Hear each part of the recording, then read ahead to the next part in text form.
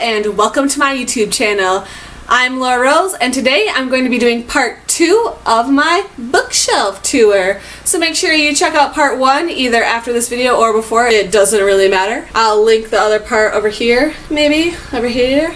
Ooh, click on it, yeah. We're halfway through this shelf, so let's keep going. Behind the bowl that I keep my eye mask in, I have a stack of kids' books. There is a little owl that my dad gave me for Christmas. This is actually chapstick, but I never use it. It's sparkly strawberry and you rub it out of this owl's butt, so delicious. This is a book called Laura's Book, and that's me when I was a baby. Oh my god, I'm so cute.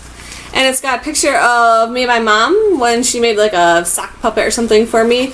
And I don't know, it just has a couple pictures of me as a kid and a rainbow on the back. The books in the middle are kind of random. I have a collection of short stories called Curses Inc., which is one of my favorite collections. It's middle grade YA short stories about witches and fantasy and stuff like that. This is called I Have No Mouth and I Must Scream, which is another collection of short stories, more sci-fi and stuff. Smack dab in the biggest prominent spot of my bookshelf is It's Kind of a Funny Story by Ned Vizzini, which I mention a lot on my channel. This book talks about dealing with depression and struggles that adolescents go through. I really love the positive nature of this book and what happens at the end, although it is a shame Ned Vizzini did commit suicide a couple years ago, and it's super sad because he was very vocal about his mental health issues. If you have depression or know someone with depression and you want to get some insight on it, this does get a little raunchy because it's written from the perspective of a teenage boy. It's a great story about what it's like to deal with those problems. The book underneath that is my first book, The Little Colt by Laura Schenk, written and illustrated by me. I made this when I was in 3rd grade and it was such a fun project because they let us print out the story and then color the picture.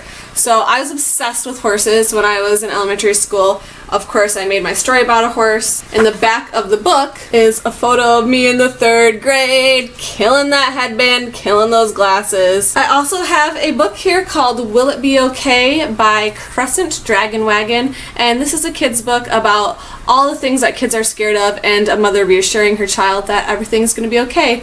And even when I was struggling through high school and college, my mom would get this book out from the shelf and put it on my bed so I could look at it, and she'd be like, yes, everything is going to be okay. This last book is The Read Aloud Treasury, and it's literally falling apart. It's taped together, and it's got all these awesome fairy tales and poems in it, like Little Bo Peep, Jack Be Nimble, the Three Billy Goats Gruff, and stuff like that. And it's down here on the bottom because it's nice and wide and flat, so I can put all my other books on top of it. Next to that, I have a little bank that has my name on it. It's a little piggy bank that doesn't have bottom, so I don't use it, clearly. Behind that is a Kai Omega paddle that my little made for me in the fall of 2007. And next to that are my journals. Yes, I'm a writer. I have a journaling problem. Half of these are filled out, half of these are not.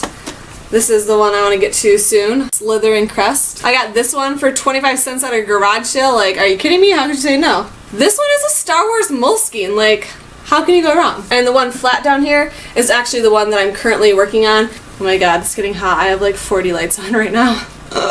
Alright, here we are on the floor of my last 2 sections of my bookshelf. There are a lot of things on this shelf. This is a little IKEA lamp that I got that is a perfect little pink light. This is a picture of my little sister Darcy when she was acting in a play. This is my actual change jar. I got this from my Chi Omega Big when I was pledging, and it's full of change, you never know. These are more of the adult books that I love. You guys know I just read The Name of the Wind a couple months ago and I loved it. It was so good, as you all told me it was going to be. I'm waiting to read the second one just because I want to hopefully wait till the 3rd one comes out so I can just read the other 2 in a row. This is a book that I got free from an author. This is a book that I got a couple years ago when I had a different channel and I was first reviewing books from independent authors. It's called The Portal by Alan Zendel, and I freaking loved it. It's a sci-fi near future. It was so good.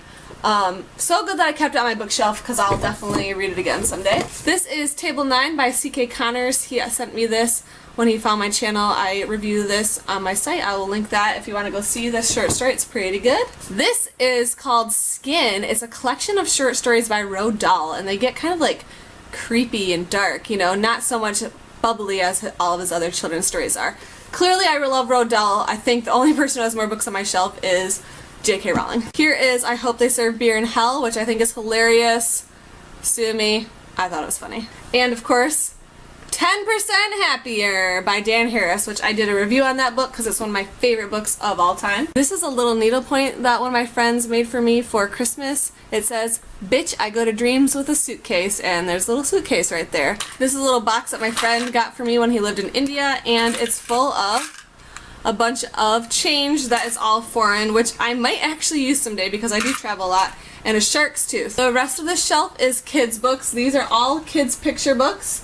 And on this side, these are all chapter books from when I was a kid. And on the bottom of my shelf, I have an award from 1999. I would have been like 11 then. It is a Smock Orienteering Award. If you don't know what orienteering is, it's basically like a scavenger hunt through the woods. And I got second place.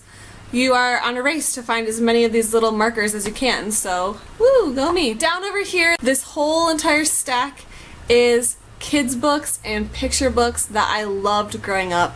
I won't go through each one of these. If you guys want a video of my picture books collection, just let me know. I didn't think that many people would want to watch it, so I haven't filmed it yet. But I will if you guys want to see it.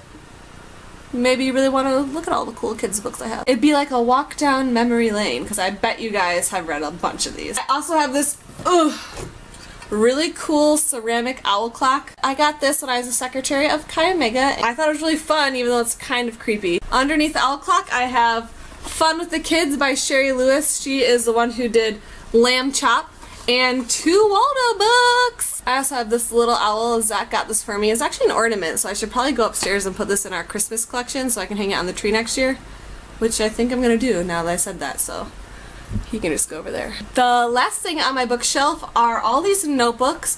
These notebooks are actually full, which is why they're down here. The ones up there I'm still working on. It's a collection of everything. It's a collection of journals. There's a folder full of my writing from when I was a teenager and poems and stuff like that. I actually also have a copy, the first copy of the book that I wrote here. It has been through many drafts and revisions since this first one, but it's fun to have it just to be like, wow, my first copy. That was my bookshelf tour. I do have another stack of books right here.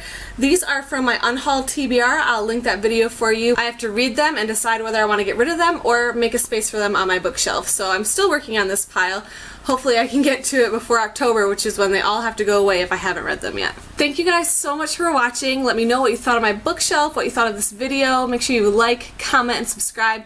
Tell me about the books that you're reading and what kind of videos you want to see coming up for me in the future.